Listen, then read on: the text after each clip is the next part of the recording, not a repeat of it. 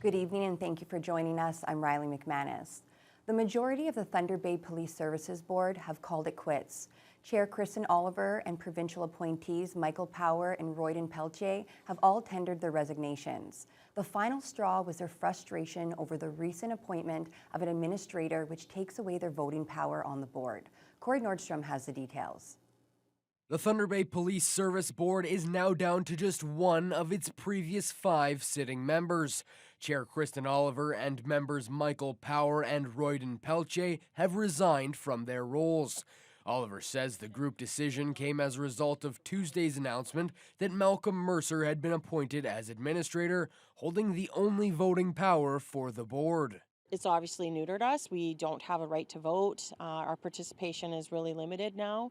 And so with that in mind, I think the decision was made to, like on my part, I feel that I could benefit this community in other ways. Certainly this isn't going to be the most beneficial way at this time since we don't have the ability to participate. Oliver said the appointment of Mercer was a shock to her and the other board members, as she did not believe they lost the trust of the community.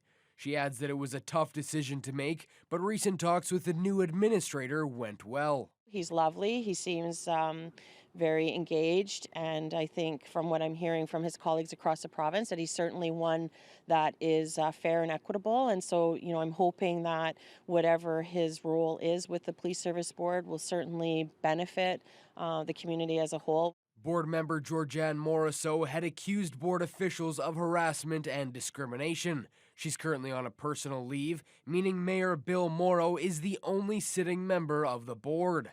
Like the now resigned members, he does not agree with the appointment of an administrator, but Morrow says he wants to ensure that his voice is heard by Mercer, though he does not know if he will stay on until the end of his term. I just feel some obligation to ensure I meet with him and have some discussions, because the decisions that he now gets to make as the only voter with the full authority and powers of the board have potentially significant implications for the city of Thunder Bay.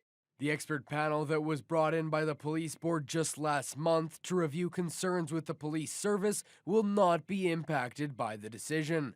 The panel's chair put out a media release saying he has spoken with Mercer and their work will continue. He let it be known that he felt that what we were doing was important, and it might even be helpful in the work that he was doing.